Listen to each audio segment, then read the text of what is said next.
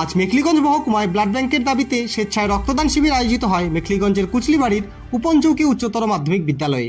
আপনারা দেখছেন নর্থ বেঙ্গল সমাচার, উত্তরের বার্তা সত্যের পথে। আজ মেখলিগঞ্জ মহকুমায় ব্লাড ব্যাংকের দাবিতে স্বেচ্ছায় রক্তদান শিবির আয়োজিত হয় মেখলিগঞ্জের কুচলিবাড়ির উপনচৌকি উচ্চতর মাধ্যমিক বিদ্যালয়ে। এই শিবিরটির আয়োজন করে ফাইট ব্যাক কোভিড গ্রুপ ও কল্পতরু সংস্থা।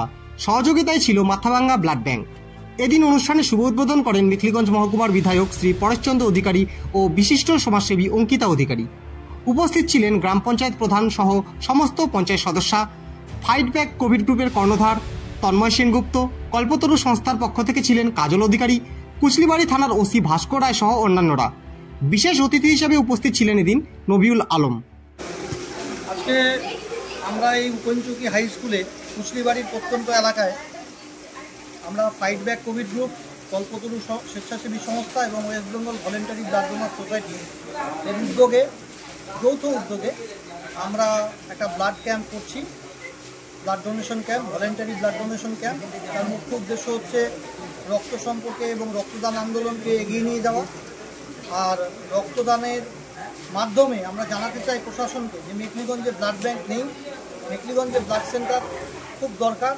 ব্লাড সেন্টার প্রতিষ্ঠার আন্দোলন যে আমরা শুরু করেছি, সেই আন্দোলনকে এগিয়ে নিয়ে যাওয়ার জন্য আমরা প্রত্যেকটা মহকুমার প্রত্যেকটা গ্রাম পঞ্চায়েত এবং পৌরসভা এলাকায় এরকম ব্লাড ডোনেশন ক্যাম্প করব।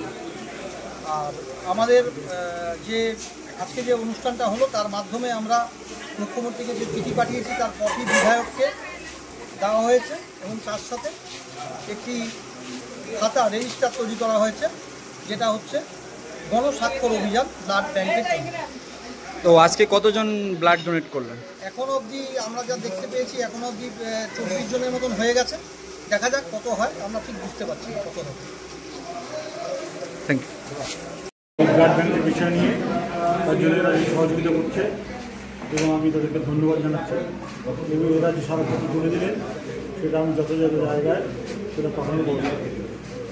আপনারা দেখছেন নর্থ বেঙ্গল সমাচার, উত্তরের বার্তা সত্যের পথে।